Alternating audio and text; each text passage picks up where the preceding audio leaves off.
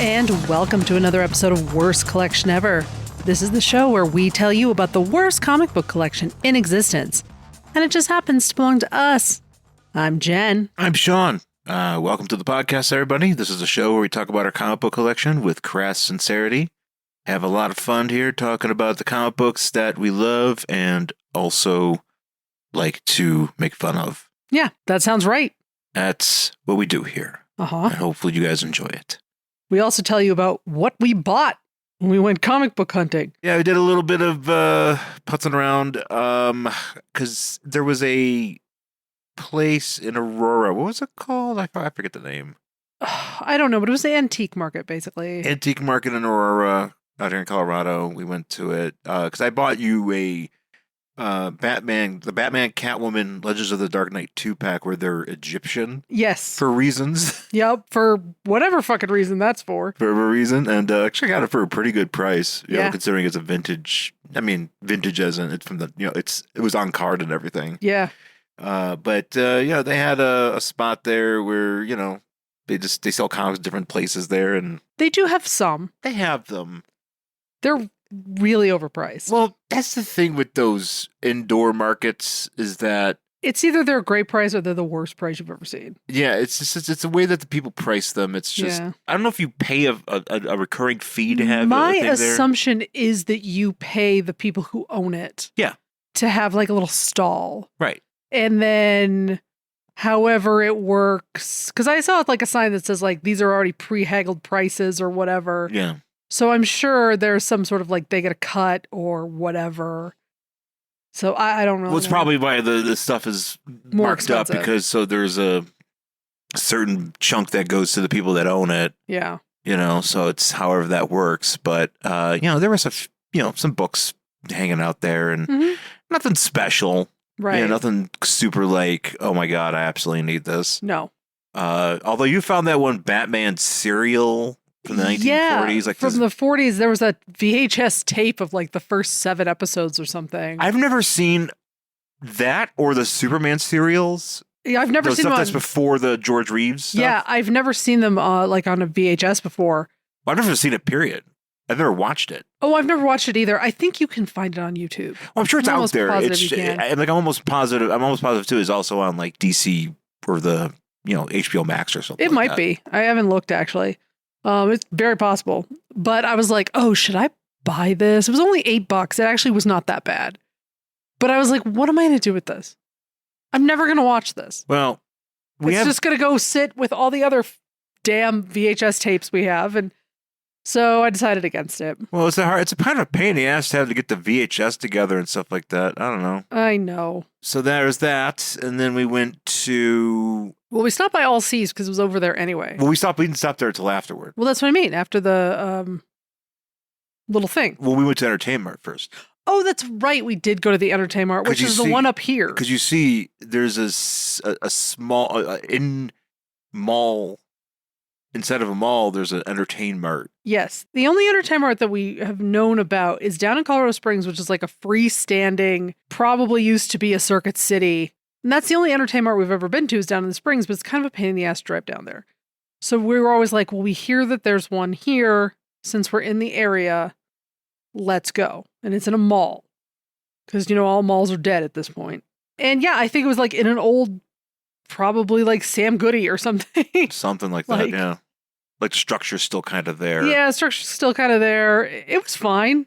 Well, the thing is with the Entertainmarts, and I don't know, it's even with the Second and Charles's too, where It's like, it depends on who's looking at it to price them. You know what I mean? There's like no standard pricing. well, the thing is that they'll just randomly like price some of these comics. Most of them are like $2, maybe $3, And that's fine. which I'm like, okay, whatever. That's how dollar boxes are now. Like they Yeah, cost a little bit more. sure. But then you also have like books in there that are like $8, $9, like, and they're not even like graded or really, they're not even so much graded, but like They're not even in good shape. it's not in good shape. It's like, so there's stuff in there like Star Wars comics from the Marvel run that we covered recently, and it's like, why these are like they're like $10, which is like okay, fine, but it's literally I think they went, oh, Star Wars comic, might as well make it more expensive.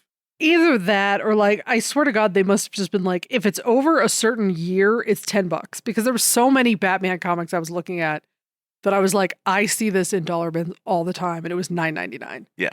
And I was like, I am not like, there's like Night Quest books and like, all that sort of shit. But I'm like, I see this. It literally, I go buy this at fucking Hall of Justice every week. I see it in the fucking dollar bin or $3 bin that they have there. And you're trying to sell this to me for $10. Like, what are you talking about?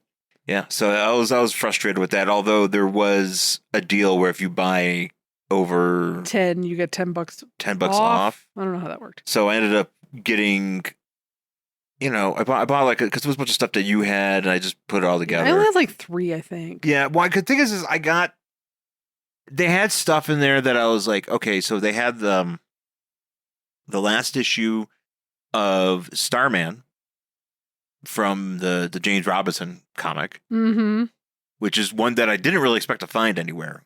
But, because it's the way that I'm doing buying the last issues is like it's like series that we have representation of in the comic, in the collection currently is what I'll buy. Okay. Although if I happen to see a last issue, I will buy it. Okay. So I'm not going to be like, if it's something where I can, within reason. Of course. So I found the Starman because I have like other Starman issues, but then I found Sovereign 7, which is a comic book that we covered a long time ago on the show. Okay. It was like a Chris Claremont thing, like a creator-owned deal. Oh, okay. That he did, and nobody ever talks about it. I don't know. I rarely hear anybody ever talk about it, but they happen to have the last issue there, and I was like, well, I can't not get this. Right. If it's for a decent, it's like $2 or whatever. So there was that, but then there was like a few other ones like I found, because now with this big collection that we have. Yes. And I'm like, oh, it'd be cool. So if we're going to start flipping, doing more flipping on this, it'd be nice to get together. Like if there's like storylines, I can kind of put them together. Sure. And just sell those. Sure. And there was a Sandman Mystery Theater run that I only had one issue of already, but the rest of them were there for cheap. So I was like, well, I'll get the rest of those. Sure. And maybe it's good. I don't know. I've never, I think I've read maybe one issue of Sandman Mystery Theater. Because that was, it's like, are you familiar with that one at all? I know of it. I've never read it. Yeah, it's basically the Golden Age Sandman, but like, new, it's Vertigo. So it's like noir. It's much more, obviously more adult. So there was that. And I can't remember what else I got from there, but picked that stuff up.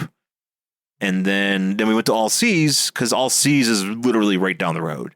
Yeah. And we were like, well, we're here, so we might as well stop. Just check it out. They're moving, like in the process of like moving to a new location or an additional location. It's an additional. No. So that location, there's a location in Aurora. Stay. That one's not going anywhere.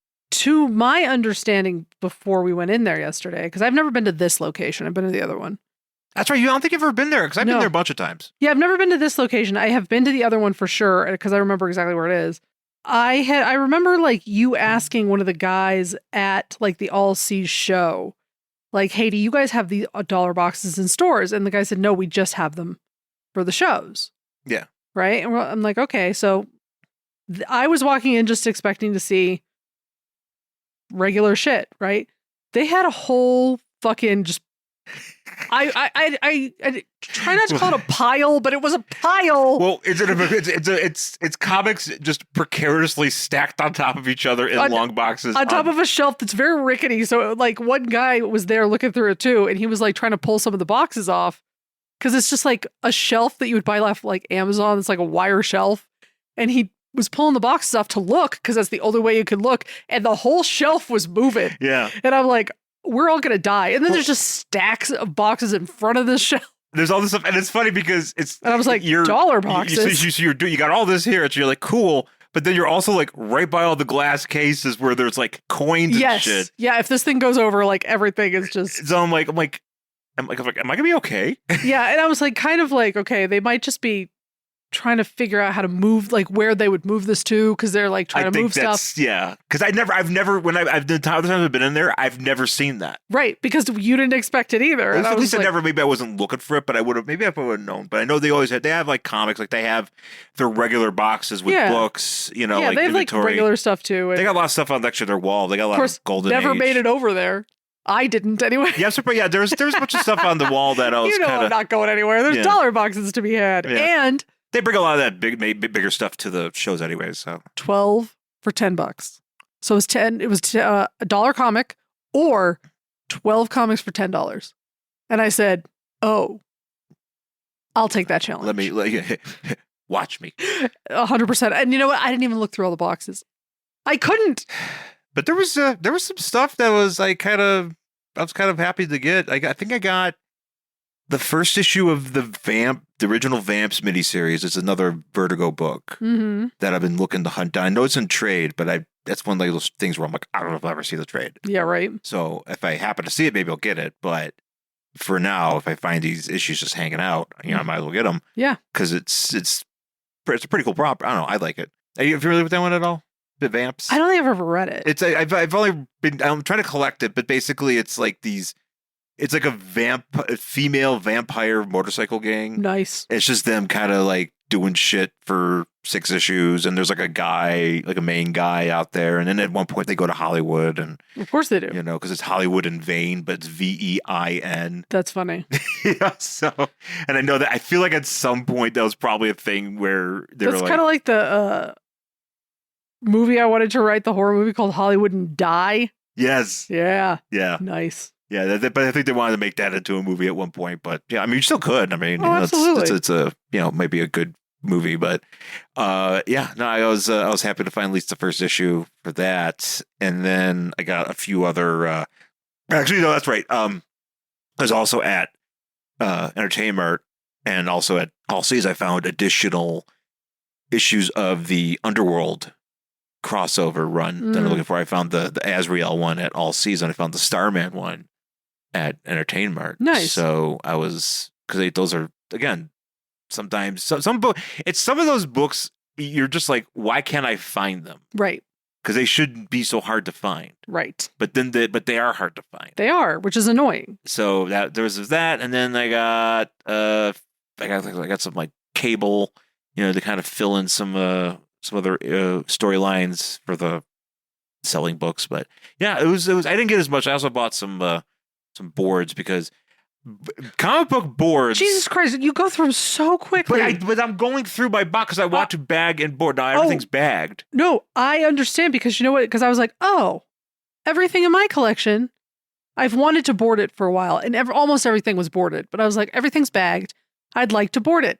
I'm going to buy a pack of 100 boards. Or no, I bought a pack of 200 boards. Yeah. Jesus Christ, I burned through those fucking things. And I was like, Wait, here. so the ones you just bought? No, the ones I bought before. Because remember, I was like, oh, here's an unopened pack for you. And I'll just board, because I can't imagine I'm going to use all 100 of these. Oh, you will. Oh, I did. And then I needed more. And then I was like, hey, did you open that pack yet? And you were like, I already used it. Yeah.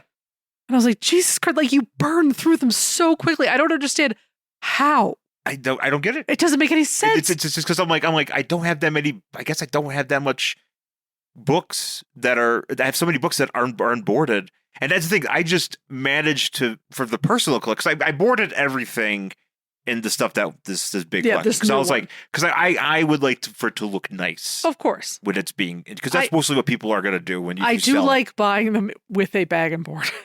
Right. I mean, even the stuff that's, beat up, it's like, at least it's, protected in more of a way. I'll buy stuff that's raw. Oh, I did when we were at All Seas. I mean, don't. Yeah. Don't worry about that. I that. Absolutely will. But if I would like to keep it for my own, I'd like it to look somewhat decent. Yeah. So they're all the Marvel ones. Like I've just about covered all the Marvel ones, and I haven't even gotten to the DC stuff. And I'm like, I know I got a lot of DC stuff that doesn't have boards. Like probably like that entirety of those Who's Who comics. Oh, probably. The whole 26 issue run, or whatever. Probably. It's all just flapping in the wind. Well, because my God, how many times would we like go to dollar boxes? I'd be like, ooh, these are the brown ones, and they're not protected at all, and I'm buying them all. So yeah. Yeah, no, we're heathens. Yeah, totally. So you bought that. I, of course, was like, oh my God, there are dollar boxes here. I'm just going to live here now. And I couldn't look through them all, just because we would have been there until they closed. Well, again, also safety. Also safety. I didn't want to pull anything down from the top because I was like, I'm going to drop this on somebody. And there was this like nice older man like looking through the coins. I'm like, I'm probably going to knock this on him if I'm not careful. So I really did try to stick to the stuff on the bottom or the stuff at like my like, eye level that I didn't have to like really move that much. So I didn't knock anybody down. But I actually ended up finding raw, no bag, no board, the Batman Pulp Annual that I have been looking for. And I was shocked to find that because that one's hard to find. So that was really exciting that I got that one. I was like, oh, this is the best thing I got all day. And then there was even some new shit in there. Like I ended up getting like a brand new like Detective Comics from, I don't know, a couple months ago. Yeah, I was actually, they just had so many like new books. Well, the guy was just like, yeah, I'm glad we got, like the guy at the counter was like, I'm glad we've got them back. He's like, because when there's no room for stuff, we just put it in the dollar boxes. Cool. And I'm like, sweet, because I got like a really cool variant from like the Kryptonite Spectrum. I filled a hole in I need to read that. Kryptonite Spectrum is really interesting. It's by the guy who's doing Dead Man right now. Yeah, well, I like Dead Man. So. Yeah, it's the end kind of gets a little, but it is really, really bonkers. Though I have to say, I don't love the way the guy draws faces all the time. But I can't draw worth shit, so I can't really say anything. So yeah, so I ended up getting like a really cool variant for that. I got a couple more variants for other stuff. I picked up some Bombshells United, and I ended up getting the Batman Chronicles I needed. I didn't know you needed that.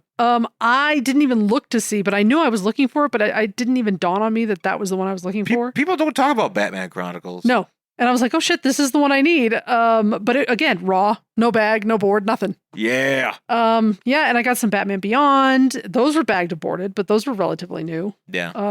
So yeah, I got Nightwing, I think. I got a lot of Nightwing, some nice, a lot of it from the Tom Taylor run, which I do enjoy. I haven't read the whole thing, but we'll have to do that on here. Yeah, what I have read of that run, I've really, really liked. Yeah. I haven't read the whole thing, obviously. So yeah.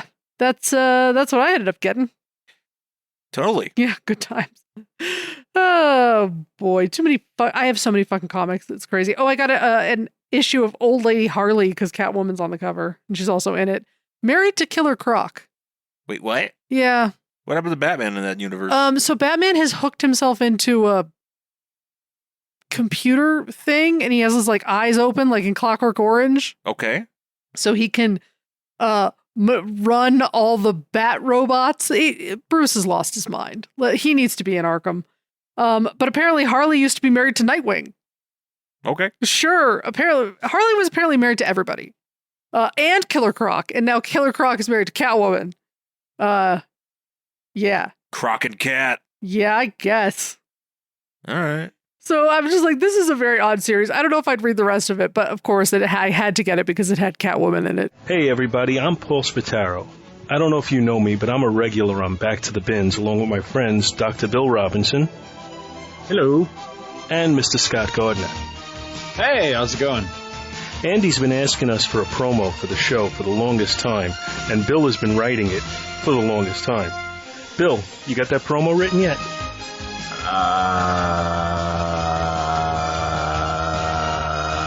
Okay, so, anyway, what we do is we review 3 comic books. We try to do it every week. Usually it's a Marvel, a DC, and a Captain Canuck book for Scott. So, tune in every week to Back to the Bins to listen to our show. You can find us at twotruefreaks.com. But today, we are going to read a book that has a cover that I would have absolutely bought had I seen.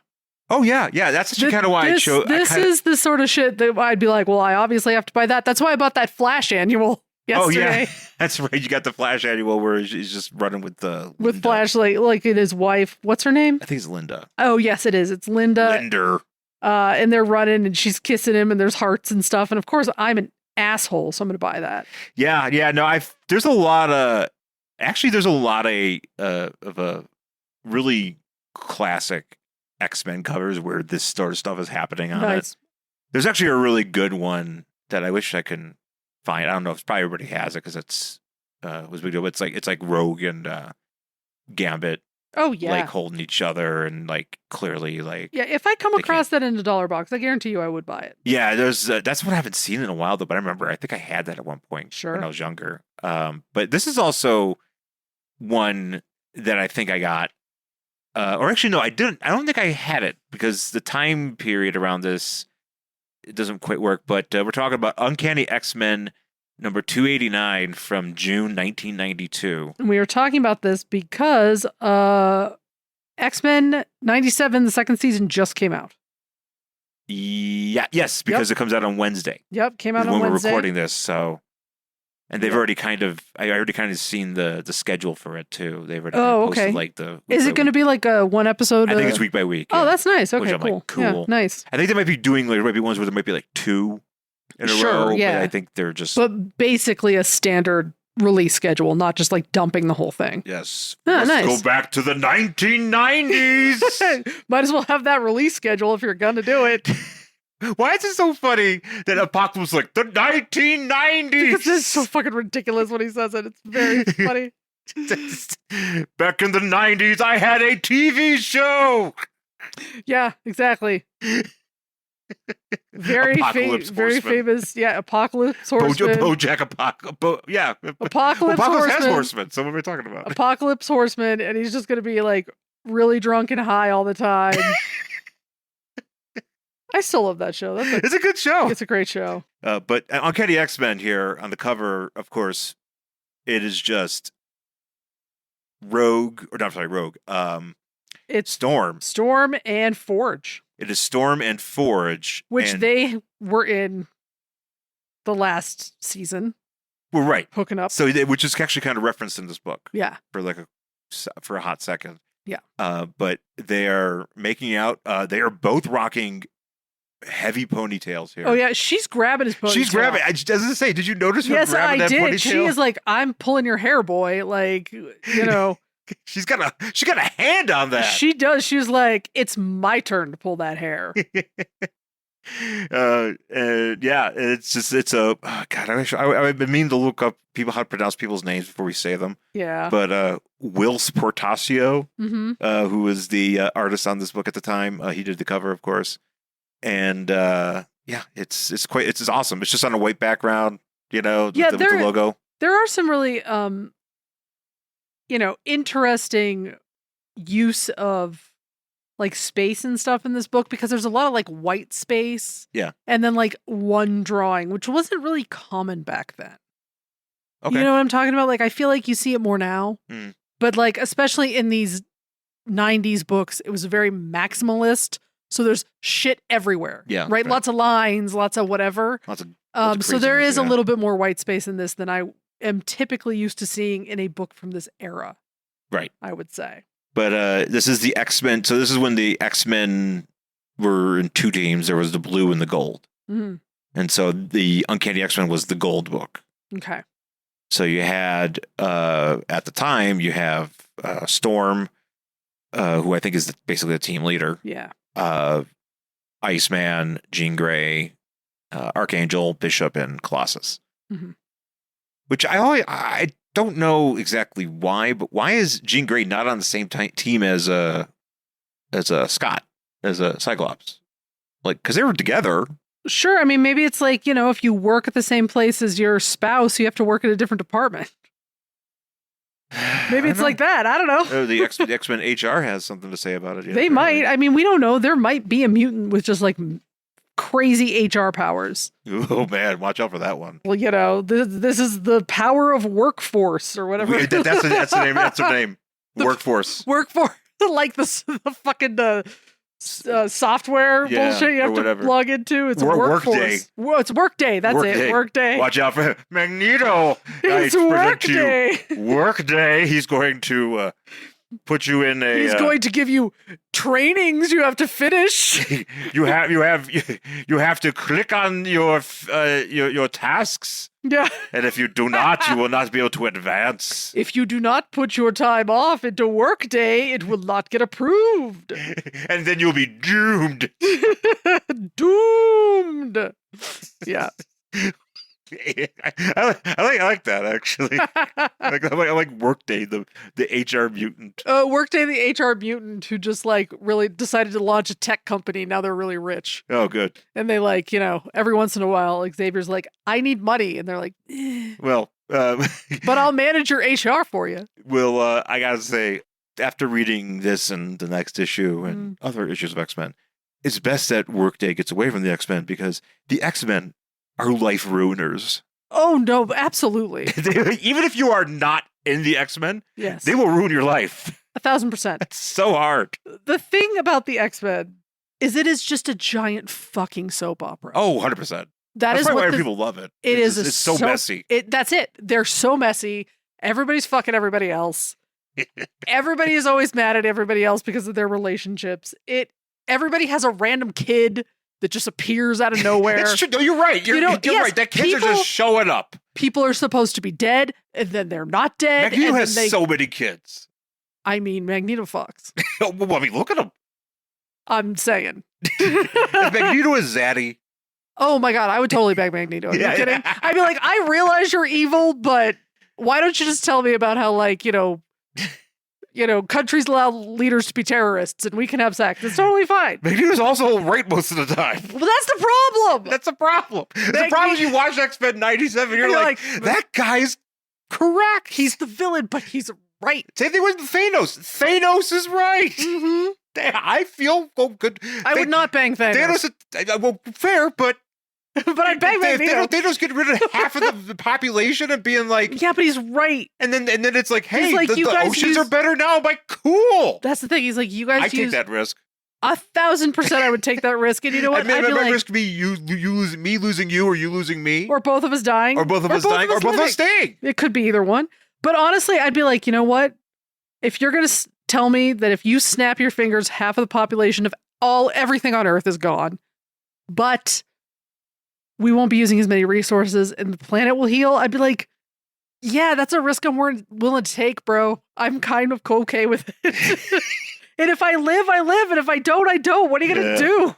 Like, I'd be all right with it. So the story is called Knots. Scott LaBelle, writer, Will Sportasio, pencils, Scott Williams, inks, Tom Orzechowski. Ooh, there you go. I think I got it. Orzechowski or Orzechowski, one of the two. Lettering, Joe Rosa's coloring, Bob Harris, the editor. We're going to talk about him later. And Tom DeFalco, editor-in-chief. Mm-hmm. Prior to this, so Bishop has just recently joined the X-Men. He's training in current X-Men action ways. Yes. Because he's from the future where they just fucking blow everybody away. Yeah. Because he's a part of like the Xavier School Enforcers. Because everything's also a fucking disaster in the future. But he's here and he's like learning how to basically exist. The issue prior to this, which they mention, he like killed a dude. Nice. Granted, it was a bad dude from the future that he was hunting, but it would just happen because he was training with the X-Men and he was like, Storm, I gotta kill this dude. He's like, Storm, I need to get out. We trained so hard today. Show me the world. Show me New York in 1992. And so they went out and they went to a nightclub, but it would end up being like a Sopranos thing where like he saw an enemy of his, so he had to kill him. Nice. And then he did. And then he also hurt a bunch of other people. Cool. so that's what they referenced earlier, because this session is just Storm being like, well, here's a bunch of pictures. Here's a bunch of pictures. Which the picture that we start out with. Yeah. Can we discuss this picture? Yes. Because it's a candid photo of the original X-Men. It's a candid photo that looks like it should be a horror movie. Like it's like, here's the picture of the family when they like. Oh, this is like a Texas Chainsaw Massacre? Yeah, kind of. It's almost like where it's like, here's this really cool photo of this family. And then like in the background, you see it like morph into the creepiness. And then when the person looks back, it's normal again. That's this picture. Oh, yeah. Because they look like zombies. Well, it's this candid photo of Xavier, and he's in his chair and he's like laughing. And he looks like he's dead. I realize it's supposed to be like, oh, it's a little bit like washed out or the colors aren't as brilliant. They look dead. They look all white and stuff. It's very creepy looking. It's a creepy photo. And so you got, Beast, who's kind of like bug-eyed staring towards us like he's kind of like, I told you, this is creepy. You got back when Iceman was more of a snowman and he didn't quite have his, he was just learning how to use his powers. Mm-hmm. So he didn't have the features of being able to like transform his I thought that was Morph. Oh, no, this is Iceman. This is the original X-Men. Oh, for some reason I thought Morph was in the original. No. Ah, okay. No, so he's so you got Iceman. Because he kind of looks like Morph does now. Yeah, he definitely has there's definitely a morph face going on there. Yeah. But you got, Cyclops, you got Angel, and then you got Jean Grey, who looks kind of, Jean Grey just got the way her eyes are drawn, she looks kind of like, she's like, I told you, this is a creepy picture. It's a creepy picture. This is the picture is coming to life and you are going to be murdered picture. So they're in this hall of photos. I'm assuming this is a den. It's just a den or whatever. Yeah. This is where the X-Men hang out. And they got a picture of Magneto, just or maybe it's a painting, I don't know, but it's just like headshot of Magneto with his helmet off and his hair's just like, oh, his hair's so beautiful. Charles has to be jealous of that hair, right? Oh yeah. He just sits there and just stares at that picture, just seethes with rage. Hey man, what's up with the Magneto hair, man? How do you keep that going? He's like, why didn't I get the power of hair? Oh man, yeah, but but you'd have to control. I guess if you could control it, you could be great. You'd be pretty good at it. Yeah, because the power of hair. The power of hair. It'd be like that musical. I'm assuming Follicle. That's the name. Follicle. Then you could be in the musical Hair, where I think everybody's naked at one point. Yes, her suit. Her suitja. Her suitja. That you're just supposed to some poor hairy lady. What are you, Italian? We have an Italian on the team now, Magneto. Her name is Her suitja. And also, for some reason, I just noticed because I got tricked. Well, there's a random picture of the Blackbird. And then there's also a random picture. Because it's like, look at this nice, that's like my dad. It's like, look at this nice plane. Yeah, pretty much. Here's a question. Okay, so I have a serious question for you. Okay. When your parents used to did they take a lot of pictures when you were a kid? Not really. But when they took pictures, were they all blurry or were they like, you could see that this was supposed to be a picture of Shawn? I remember my parents' pictures being okay. Okay. So my dad would take pictures of like Kathy and I's, school plays or whatever, and they were always blurry. Otherwise, yeah. Everything was fucking blurry, okay? He would take a picture of an airplane in the air, fucking crystal clear, perfect shot. Every airplane picture is perfect. Your dad loves airplanes more than he loves his kids. That is actually true. For being honest. Every fucking picture of me and my sister in any sort of like big performance life moment, blurry as fuck. Just random airplane flying overhead on a Tuesday. Gorgeous. I'm surprised your name isn't Boeing. Should be. This is my daughter, Boeing Stansfield. Then we got Pan Am. Pan Am and Boeing. Yes. Pan Am and Boeing. My name is Cessna. Thank you very much. Actually, Cessna would probably be a cool name. Cessna wouldn't be too bad. But Cessna would be okay because people would be like, "Oh, are you a plane?" It's like, "No, I'm Italian." Yeah. But so we're in this den with these pictures. Also, I just have to point out there's a random picture of Angel, who I mistook for a second to be Mimic, but it's not. It's Angel, but it's just in a different costume. Yeah. And that frustrated me. Storm's like, hey, anybody who like went through the X-Men Academy or whatever the fuck we do here, we don't kill people. Just FYI, don't kill people in public. You can kill them other ways. Maybe not in public, maybe in private, maybe kill them with a big old tornado. That's my favorite. I enjoy the ice storm, the secret ice storm. Yeah, murder by weather. I will just create one big hail ball and just slick it at somebody. I mean, that's kind of the thing. I wonder if Storm's also kind of like Batman, where she's just like, I don't kill, but like the aftermath of whatever the fuck she just did just killed everybody. Yeah, look, I don't mean to, but I'm usually trying to get Juggernaut to stop doing something. But if that hailstorm does a few other things. Look, that's just how it is, man. It's just how it is, man. I can't control it. I don't give a shit about your roof. Yeah, sorry. Your insurance rates went up. That's not my problem. But she's like, she's hanging out. She looks kind of over it, by the way. She's kind of, I don't know, because I think she was frustrated from this issue before because like she went out, because the Bishop was like, hey, can we just like can you show me what's going on in the city these days? Like what's going on in the 20th century? And then he goes out and fucks shit up, and she's just like, oh man, this guy, although he looks like, there's this one shot of him, he looks like Roman Reigns kind of. He does, yeah. He's got because he's got that beautiful long hair. Oh, it's very gorgeous. Also his arms, Jesus Christ. Oh my God. His bicep is the size of her fucking head. Yeah. And also when they're standing around a little bit later, he is so big. Dude, you wait till next issue, babe. He gets bigger? He gets bigger and nakeder. Nice. Oh, sweet. That's exciting. Yeah, and wetter. Nice. Wet and naked? Next issue is kind of a wet issue. Sweet. Wet and wild. And I feel like I have asked this question before, but I always forget. Why does he have an M? Because he's a mutant. Is that a tattoo? It's a mark. Yeah. Oh, it's a tattoo from the future. Yeah, it's a future mark. Okay. Yeah. He's a mutie. That's what they... Mutant. Okay. So yeah, but she's hanging out with... Yeah, they're talking, and Storm's like, you can call me Aurora. And he's like, you can call me Bishop? ? And she's just like, fine. Whatever. And she leaves, and he's like, man, I suck at people. And I'm like, I'm with you. Well, Bishop is also like, he's like, man, she's a goddess. Like, I don't know what the fuck to do, man. I mean, she kind of is. That's the whole thing. Like, Storm is literally a goddess. She could control the fucking weather. Yeah.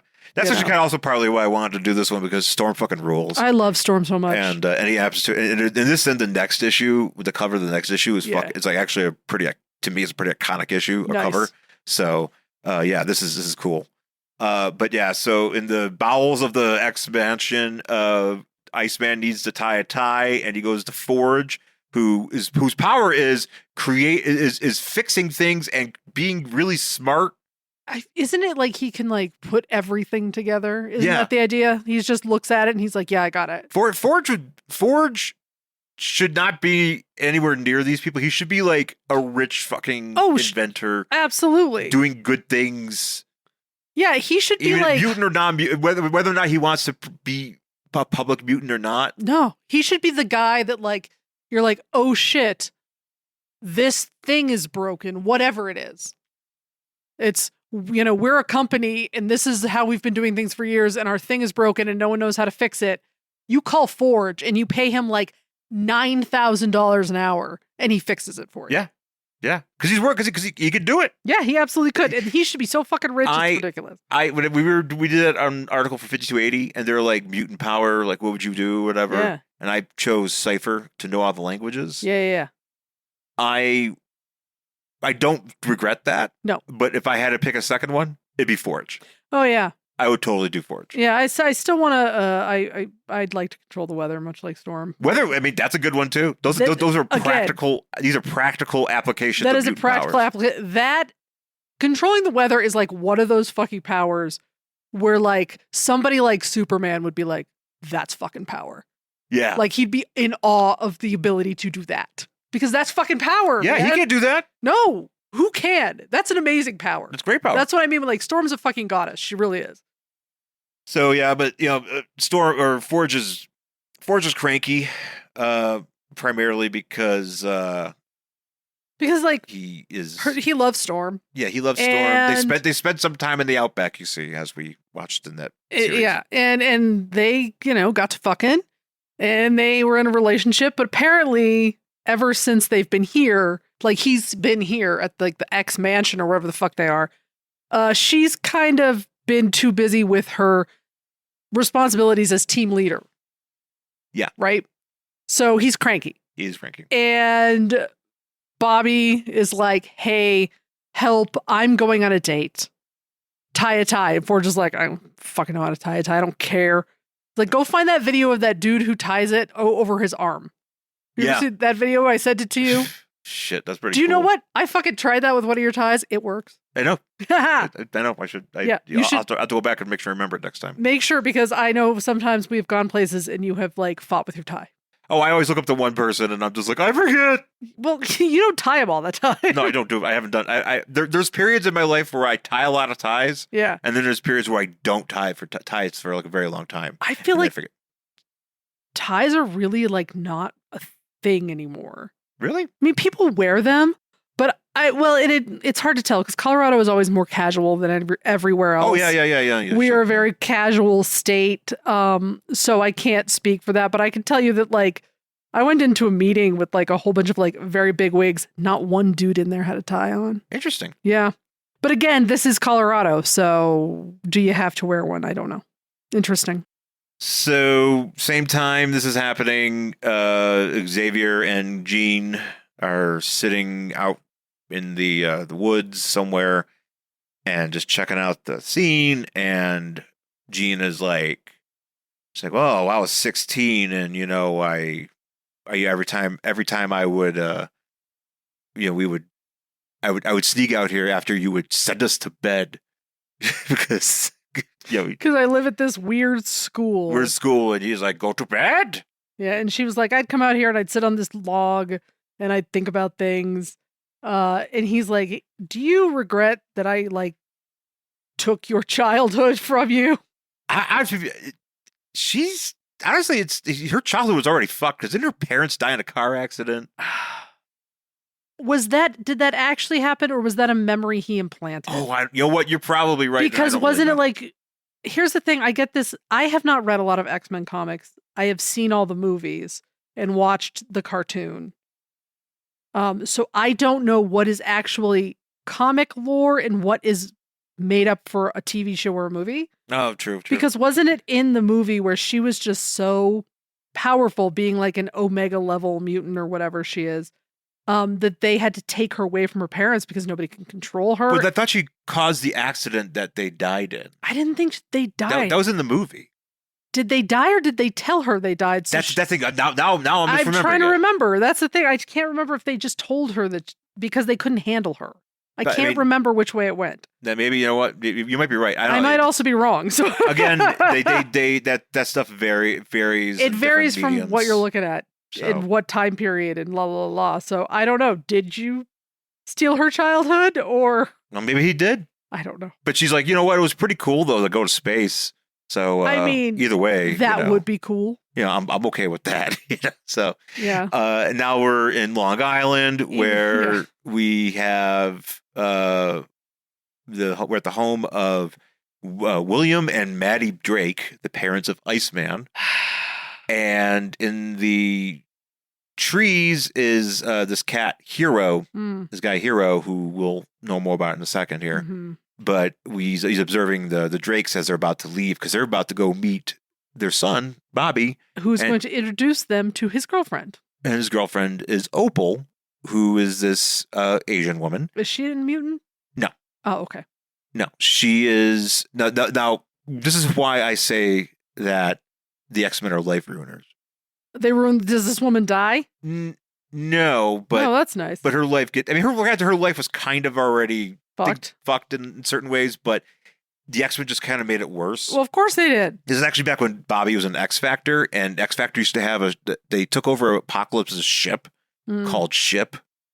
The ship was called Ship. Great, really creative name. And they just let it hover above New York City. But why? They had to put the ship somewhere, I guess. I don't know. They couldn't put it over the ocean? There's nothing going on out there. I don't know. Wherever they put it, though, it blocked the sun so much that it blocked the sun from hitting this, allowing this girl's plants to grow. This girl, Opal, right? Is she a plant? No, she just had like an apartment, and it just happened that the sun was blocked by the ship. Again, why didn't they put it over the ocean? I don't know. I know, I'm just saying. So, and then one day, she was at work. She's working at a record shop, and Iceman came in, and they got to talking and whatever. And she was like, my plants. She's like, my plants. And he's like, hey, how about we go out? And now this is what they're dating. But then something happened where, because her grandfather was a like this ninja overlord in Japan, and he wanted her to marry a guy in his clan so that she could produce him an heir to the clan, and so she got kidnapped, and so Iceman when X Factor went to go like save her and stuff, and now this is why this dude's sitting in a tree, because this is her cousin or whatever. Okay. But we'll learn in a second here. So, but Iceman's parents are out here, and Iceman's like, they're like, well, we're going to meet this girl Opal, and he's like, ah, Yeah, I don't his like dad's this a girl racist. because I'm racist. Oh yeah, yeah, very, very racist. Because they don't like actually Drops the O word. He sure does. He drops the O word. He see, the thing is that they know he's a mutant. They knew he was a mutant. Yes. But although there was a point where, in order to like keep certain secrets with them, like Xavier did implant memories into their heads to keep them from thinking like, oh, he's going to a special school. It's kind of like in the movie. Yeah. Where his brother fucking narcs him out. Yeah. I don't think he has the brother here. Nice. But his father is just like, man, I don't like, it's bad enough he's a mutant. Now he's dating, this woman, her name is Opal. It's a freaking rock, not a name. Jesus Christ. And then the mother, his wife is just like, could you stop? Well, but it's also kind of just that like, oh, you shouldn't be racist. Yeah. Just bad. And you're like, no, lady, you're married to a fucking racist. Well, I guess the way that... Which makes you a racist. Just wanted to let you know. There's that, but also I think it's a big thing of his is that he doesn't care so much, at least from what I've read, he doesn't care so much that he's a mutant, but he's also... it's because he's not an accountant. Because his father is an accountant. And Iceman has, had some accountant training or something. But what if he sucks at it? I don't know. He just didn't like it, but but his father was like, "You should be an accountant." Do I have to hang out with a bunch of racist accountants? Probably. You could fucking keep it. Yeah. Ugh. Yeah. Yeah. So, anyways, but this hero fellow is in this tree watching them because he's trying to really protect them. Mm-hmm. And he gets surprised by this cop. This cop is racist. Of course he is. This cop goes... It's Long Island. It's Long Island. I mean, I'm sure there's a good chunk of people there. There's not a good chunk. I'm sorry. I don't live on Long Island, but I'm sure there's people there that represent unsavory things like that. Of course. But it's this cop is like, you one of them Teenage Mutant Ninja fans? Which actually made me laugh because I'm like, did he just describe the internet? Yes, he did. Because he sure did. I'm like, is that the Teenage Mutant Ninja fans? I'm like, yeah. That checks every box. Yep, it sure does. That's just the internet. Mm-hmm. But this cop is saying shit, and he tries to arrest him, and the cop, he just gets bested by this guy because Hero is in this clan as well, this ninja clan as well. So he is. Now is he a mutant too? No, but because he's just a ninja. No, he's just armored. He's a part of the Cybereye. Oh, Cybereye. Yeah, those are the guys at the end. I know. It's just, when things are really stupid, and you're just like, wow, that's so stupid. That's where I am with that. Oh, 100%. Like, you're just like things are so stupid that you just can't really, it exhausts you. It's that stupid.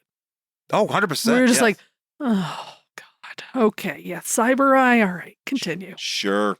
Uh-huh. So, and so then we go and check out what Bobby's up to, and he's brushing his teeth, and he's hanging out with Archangel. Now, is Archangel teaching him how to brush his teeth? Like, what is he doing here? No. He's like asking him for advice, I guess. Well, he's just asking him for love advice or something. Oh, now, he's like, clothing advice, because he's like, you used to be a snappy dresser. Well, he goes, you used to be quite the clothes horse. Wasn't he a rich boy? Well, he's still a rich boy. Still a rich boy. Still a rich boy. Just has blue skin and big wings that he should be reining in, which he can rein in, but he refuses to because he's a jerk. Now, this one, he had his wings cut off against his will? Right. So in Mutant Massacre, this is back when he originally obviously had his natural wings as part of being his mutation. Mm-hmm. But when the mutant massacre happened, they impaled his wings and basically had to get them amputated. Okay. And then eventually he ran into Apocalypse, and Apocalypse was like, "Hey, I can help you out." Mhm. And he's like, I don't know if it was against his will or if he agreed to it or whatever way, but that's what turns him into Archangel. Right. So, Because isn't there also, and now I'm just getting confused, because isn't this also like he has at times cut them off himself? No. Or didn't his dad do it? I swear. That's it. I think it's in one of the movies. Isn't it one of the movies where he cuts his own wings off, or his dad does it and they grow back? I don't know. I think it's in the movie they tried to like amputate. They tried to do that to him. Yeah, that's because he's not really anybody in that. I think it's the third movie. I think you're right. I think that's the one I'm thinking about. Yeah. Yeah. And first off, if I had a kid with fucking angel wings, that's the coolest fucking thing that ever happened. Oh, of course. But if I had angel wings, also the coolest fucking thing that ever happened. Right. But understand, there are the hatred for a lot of people is just like, because like any kind of mutant, just despite whether or not it's a cool power or not, is some sort. It's such a blight. No, I get it. I get where we're coming from, but at the same time, I'm just like, but they're so cool. Yeah, no, I agree. I would have no problem. But it's so cool. If you could keep them the way they are, if you could manage living your life that way, it's I would love wings. I think the thing that would really suck about wings is like trying to get through doorways. Right. Well, sitting in office chairs, I think would be kind of a problem. Warren would like tie them because they're really pliable, so he would be able to like really kind of scrunch them in, right? So he could like move around with them. Yeah. But they didn't do like, because in Gargoyles, the answer to that was they wear them around their shoulders like a cape. Nah. So they like, when they're out and then they like come in and they have that little like claw thingy, you know what I'm talking about? And they just clasp like right here. It literally looks like they're wearing capes. Yeah. Which is very cool. Yeah. I wish I had a cape. Also wings. You can get a cape. You can at least have a cape if you want. Like a cape. I used to have a cape. Did it? Yeah, it was goth. Oh. Of course I had a cape. I made it myself, but yes, I did. Warren's been cranky, obviously, because he also had the whole thing going on. And then he got a letter from like this girl, what's her name? Charlotte, that he knew that I just read up about her, but she was basically like a cop that he knew that kind of he had a relationship with, but again, he ruined her life, or she's whatever, because it's or just things didn't, because of knowing him. Like I said, they ruin lives. They do. But he's standing there, and out of nowhere, he sees an earlier version of himself. Yes, standing with there this lovely blonde hair, which he still has, but it's more flowy and beautiful. Yes. And that makes sense, because I saw that picture earlier and I thought that was Mimic, who kind of has an outfit similar to this, but this is an angel outfit that didn't last very long, but he's wearing it here. And he's being like, hey, maybe you should be more of a man instead of acting like thinking you're just a sad archangel. Yeah, he's like, wait a second. Are you who do you think you are? Wait, I can touch you through this mirror. And then that's when we realize that this is Mystique. Yes. Yeah. So he starts throttling this person. It turns out it's Mystique. And Mystique is apparently hanging out because Wolverine wanted her to hang out something here? Happened. I'm trying to think, because I just read about it. She's hanging out in the X Mansion, and that's why Forge is there to kind of like hang out with her and make sure she's okay or something, because Forge is an X Factor, I guess. Sure. And I forgot, something happened, something Spiral's trying to kill her, and things are going on. Mystique isn't doing well. So, or she's just mentally just messed up. And so they dropped her off at the X Mansion, and Wolverine's like, take care of this. You take this. Yeah. And so now she's just been going around causing havoc. Or not causing havoc, but she's, in this case, she's like, I was trying to help him. No. by turning into a previous version of himself in an uglier costume. And they start fighting, and Storm comes out. And she's like, "What in the fuck is going on?" Yeah. And it's basically like, she started it. Yeah, that's right. Yeah, she started it, and then you you get this picture because Xavier's in the mansion, but he's not there. No. And so you just see this floating head of his yelling at her. Yeah.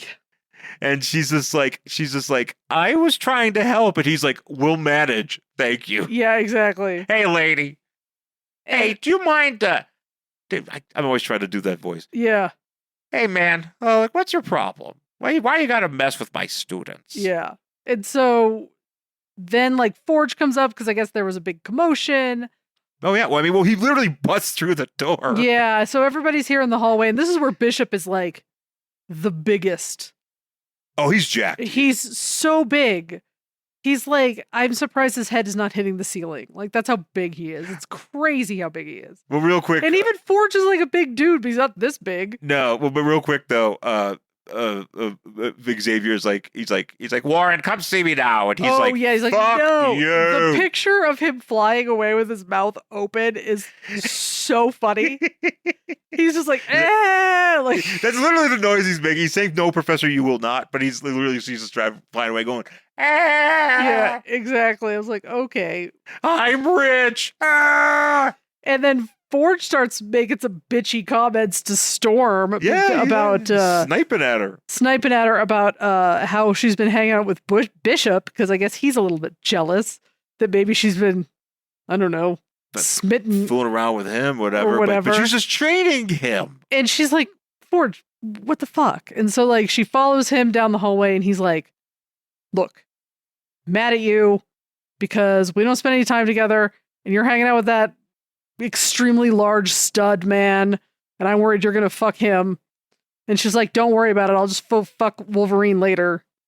Because that happens. Yeah. Well, this is also where not in this book. this is where Bishop is like, it has been my experience that underlings shouldn't contradict their superiors, and Forge is like, underling. He's like, it kind of reminds me of the time back in wrestling where Steve Austin, he was at the height of his like getting over and stuff, and he's just talking shit to everybody. And at one point, he would just call everybody son. Yeah. So at one point, he goes up to Gorilla Monsoon, who's like this old wrestler, and he's just like, son, why don't you listen to me? And Gorilla Monsoon is like, son. It's like, I'm Gorilla Monsoon. He's like, I'm so old. I'm older than you. I could be your grandfather. I'm practically your dad. I'm like your dad's age or something. Like, why do you call me son? I know. But that's kind of, and also I like when he does that, and you get this drawing, you see this drawing of Mystique. She's Mystique is living for the drama. Oh, she loves the mess. She's got these looks on her face. She's like, tee. Yeah, she is living for this drama. So like, she's in the right place. On YouTube, there are drag race recap things where they'll recap like watch parties that happen at this bar called Mickey's in West Hollywood, and which is like streamed live. So there are YouTube channels who literally like break down the drama and they live for the drama. And that is Mystique. Mystique would have her own YouTube channel where she would just be like breaking down the drama of the mansion and just like loving every last fucking second of it. Mystique would be a huge YouTuber. Oh, she absolutely would. Because she could change it to just about anybody. Obviously. Exactly. And she'd be like, and then they said, and then so-and-so said, and she's just changing all the time. She would have so many of those awards in her background. Oh, she'd have so many awards. She'd be on TikTok, but she would just be living for the messy drama. Love it. She loves it. It's literally that scene where they're just like looking at Rogue in that movie where they're like, we love what you've done with your hair, when she's so bitchy, when Magneto is so fucking bitchy. That's such a great thing. That's my favorite fucking scene of that movie. It's just it just comes out of nowhere too. Ian McKellen is such a fucking bitch, and he delivers it so well. Just him and Mystique just sitting there, and they're just like giggling. It's just out of nowhere. It's just like, tee. Hey, let's talk shit. And they're like, and she's like, what? Just like, we love what you've done with your hair. And you're like, you little bitch. This is the mean gay and his, best girl at lunch. It is just at brunch. It's just so funny. I love it so much. So yeah, Mystique is living. For the So drama. we get these photos here, and I like this one where it's the meme of Homer looking down at Moe when he's sitting on the couch. Yeah. it's Bishop just for some reason whose eyes are maybe he's full of energy. It's I don't because know. he's so huge. Also they're just talking Yeah. shit back and forth here, and this is where Jorman's like, what the fuck? yeah, the Storm's just like, hey, can we like chill out? Like you're projecting. Can we talk? And Forge is just like, what do you know about being frustrated? It's like, what do you know about anything other than yourself? And then he storms off. It's just like, what the hell, man? And then She follows him. Yeah, well, she follows him, but Bishop is standing there, and he's like, look, you started this Mystique, and she just turns into. Oh yeah, because he calls her woman, and he's like, what are you talking about? Like, what are you calling me, woman? and she turns into him. She turns into him, and then he just goes, yeah, I've seen you do that trick. It's old. Yeah, it's not gonna work. It's not going to work. Yeah. So, but this is so they go off, and they're Forge and Stormer go off in the hall, and they're just. She's like, why are you mad? And he's like, I'm mad about us because you haven't spent any time with me, and we hung out in the adversaries world. We did that stuff in the Outback, and We fucked a lot. Now you you're said not you even loved talking me. to me. Yeah, and you're not talking to me, and she's like, how could you question? This is actually he's getting snotty here too because she goes, how could you question my feelings for you? He's like, well, that's not I love you. He's like, not quite. Of course, I love you, Forge, but admitting you have feelings is a good place to start. Yeah, I mean, he might have a point. He might be blowing the shit out of proportion. Yeah, but he also might have a point that maybe she's running from her emotions for whatever reason, and he's like, you don't need to hide. he's like, look, you act like this untouchable goddess, but I've seen the woman inside of you. Like She's the like, I don't know what's emotions. inside me, and I'm like, well, I mean, like not him right now, Jesus. Apparently not for a while. So he's like, no, Storm, and then they're like kissing, and he's like, marry me. Yes. And we don't know what she says to this. No, we don't. We don't find out until next issue. Yeah. So, but he does propose to her. Yeah.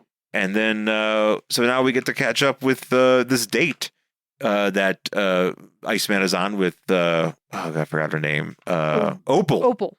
Yeah, and he introduces her to his parents, and the mother's like, hello, and the father's like, try the veal. Yeah, she goes to shake his hand, and he just says, try the veal. And he's like, Dad, what the fuck, man? Like, really? You're going to be like this? I gotta and say, he's like- his girl Opal has some badass hair. Oh, she absolutely does. He's like, I raised you better than this. And you're like, oh, God. Yeah. Yeah. So as this is going on, like, that's when Hero shows up. Real quick, his mother is like, sit down, my dear. It's all right. And he goes, all right, my ice. All right, my ice. Kick some ice. Yup.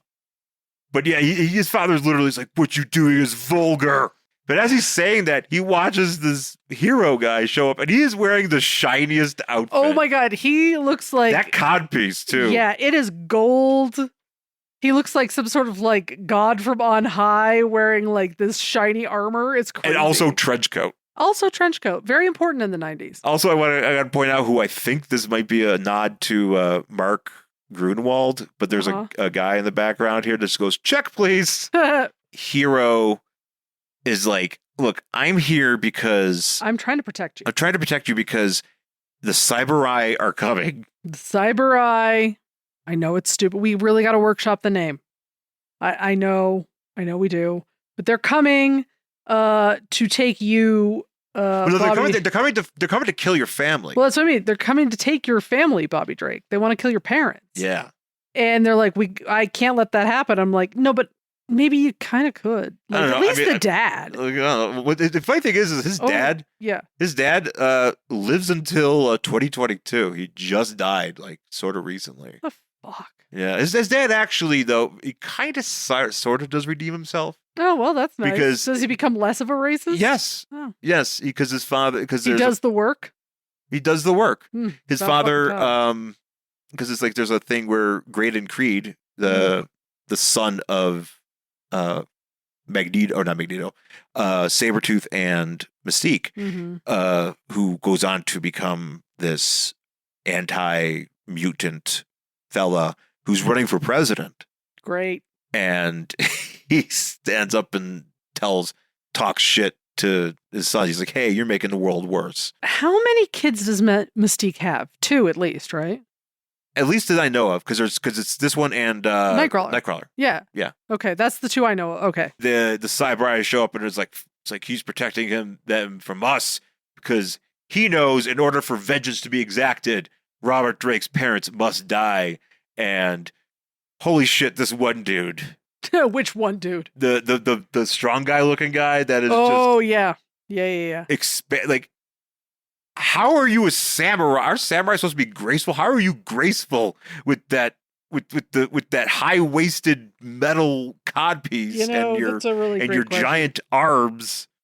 I don't know, man. The other guys look like they could do stuff, but I think the reason I find the cyber eye so exhausting is because it's so 90s. Oh, it's 100%. When we were doing everything was got to have some sort of hacking element to it because computers. So, and that concluded, along with the lives of William and Maddie Drake, next issue. Plus, more on the mysterious Mikhail Rasputin, Colossus's brother. Colossus is a brother? Yeah. We're going to see. What? Thought he only had a sister. He's got a brother. Again, soap opera. Does Colossus know of this brother? Oh, he does. He's hanging out. Well, they go get pizza next issue. Oh, well, that's nice. Yeah.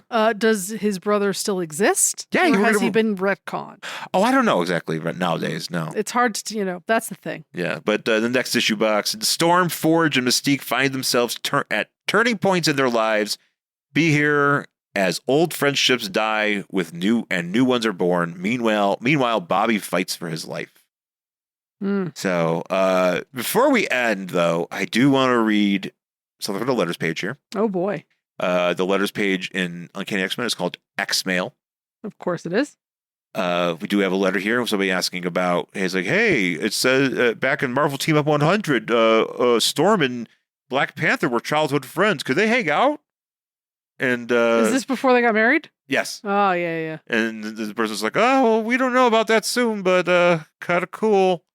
Whatever. But we get a guy, this person here, Joey Veen from Millbank, South Dakota, is like, hey, I got a bunch of questions. And sometimes they would answer your questions, like in ordered questions. Oh, nice. And Bob Harris, the editor here, gives the most Triple H answers. Oh, shit. Love a Triple H answer. So I wonder if I should read these in Triple H's voice the best I can. You could try. So question number 1, if the Juggernaut who can't be stopped ran at the Blob who can't be moved, who would fall?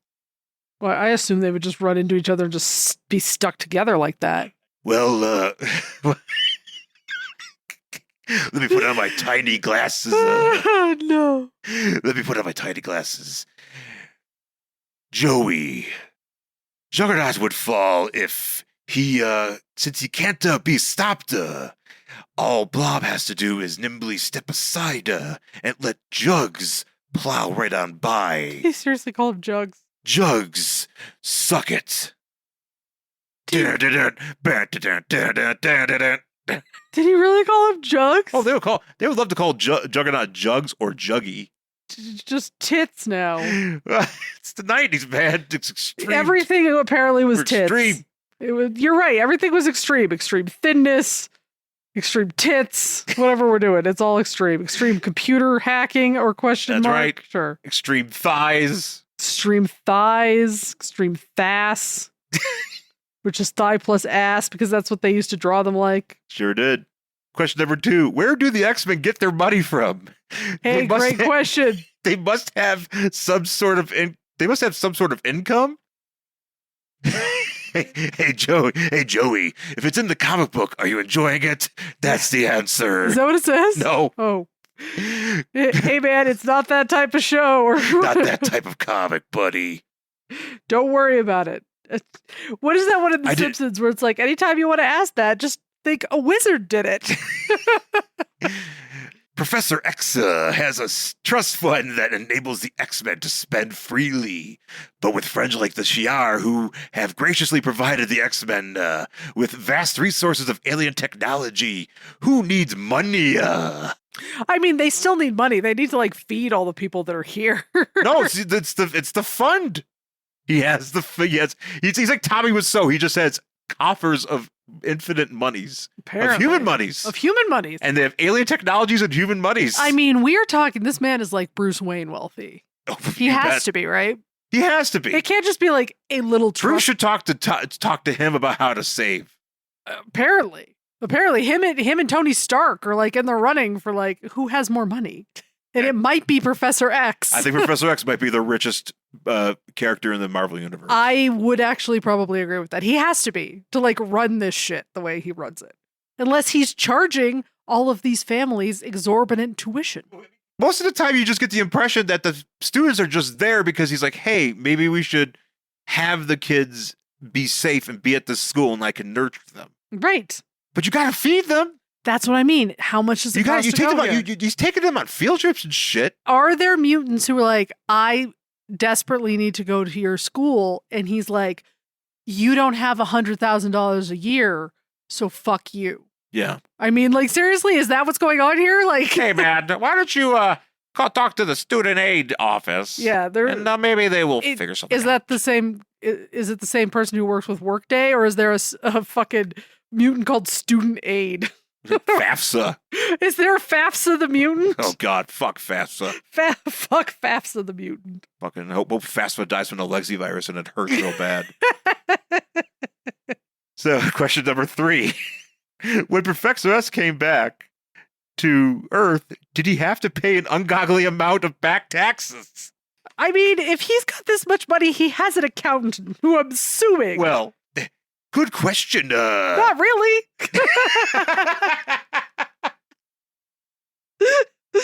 I would like to disagree.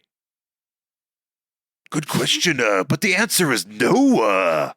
All of Professor X's financial affairs are taken care of by his lawyers in his absence. What did I just say? Question number 4. When Professor X came back to Earth, he looked the same age as when he left, but some of his younger students looked even younger than when he left. Rogue? Psylocke? Why is this? The wizard did it. Wizard did it. That's it. The reason why everyone looks so young is obvious. Everyone is taking better care of themselves in the 90s. Botox. I don't think Botox was really a thing yet. What were they doing with? They were doing plastic surgeries though. They were doing plastic surgeries, but like Botox, like it is now, was not a thing people were doing. I probably would have done it sooner if it was. Last question. Cable confuses me. Why is his scar on one side of his face and his bionic arm on the other? Because it's a tattoo. Don't know if it's not a tattoo. The M is a tattoo. No, we're talking about, that's Bishop. I'm talking about Cable. Oh, God damn it. Why are they all the same person in my head? That's my... One's white and one's black. One's a black guy and one's a white guy. You know, you're right. What do you Homer? Do you got Letty White, Carl Black? Yeah, I need to put it on my hand. Cable White. Bishop Black, and I didn't write it on my hand this time, and now I forgot. I'm going to write that down. What's his connection? I'm sorry, Triple H doesn't answer. He didn't ask this question. Hey, Vince, why's Cable got a scar on his face? I don't know, pal. Get out of here. What's his connection with Strife? When will X Factor go after him? You'll just have to look out for the special format Cable series, limited series, that will be out this summer. And keep an eye out for X-Force and X Factor 2. We're not gonna give away all of our secrets just yet. Are you enjoying the mutants? That's what's gonna happen. Are you enjoying the mutants? Yep. I mean, sure. Oh, man. I didn't read the comics. I didn't have a chance to read them yet. Even though it's my duty. Truly to answer this question as Triple H, one would have to refer to circulation numbers instead of attendance numbers. Oh, he'll be talking about that instead, yeah. Yeah.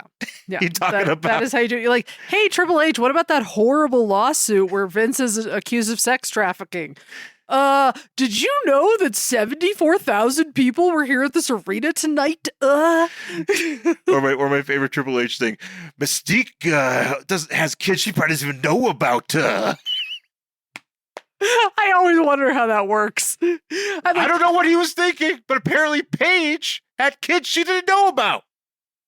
She was just hanging out and was like, "Oh, this came out. I guess I have a child." As we know, it is very common for women not to know about kids. About the I didn't know I was have. pregnant, and I still don't know. And I didn't even know I had it. It just, I left the room, and when I came back, there was a baby. I don't know how. I like Triple H say that about a woman who's never had kids at all.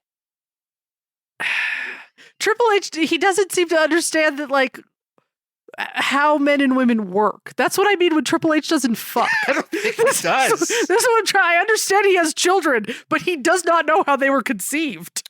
They just appeared one day, and he was like, I guess these are mine. You know what it was? It was the brood. It was like the brood situation where the children were just manifestations of Stephanie's fury or hatred or whatever the fuck is going on. Is it like with Wanda where she like bakes them up? Yes.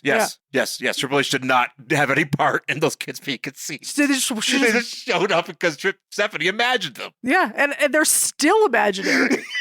Those kids are like 20 and they're still imaginary. Oh God! We better watch the fuck out when somebody tells her, "Hey, your kids aren't real, are they?" No more wrestlers. All the wrestlers. They're all gone. And Triple H is like, and then somebody has to explain to Triple H how babies are made at his big age. And he still. Would you say his big age? His big age. And he still doesn't understand it. Could you, when I turned 50, could you say, this is Shawn, but can you get a kick that says big age? Yes, I can. The internet parlance of big age. Jesus Christ. Well, that's what X-Men will do to you. Oh, yep, that's Talking it. about the X-Men. That's the thing. This episode has actually been pretty long because we don't talk about the X-Men very much, so there's always a lot to unpack. It's true. Like when we're talking about X-Men proper, like we talked about X-Force, recently. Yeah. Like a year or two ago. Uh-huh. But talk about like straight up X-Men, man. Like, get ready, man. Mm-hmm. And that, we don't talk about X-Men enough. It's a lot. It's a lot. But anyways, that's going to do it for this week's episode on X-Men number 289 from June 1992. Thanks for listening, everybody. Find us on our socials at Angry Hero Shawn and at Jen Stansfield. Check us out on YouTube at Worst Collection Ever. Email the show, worstcollectionever@gmail.com, and rate and review the podcast anywhere you get it. We would greatly appreciate that. And once again, thanks for listening, folks, and we'll talk to you again next time. Bye.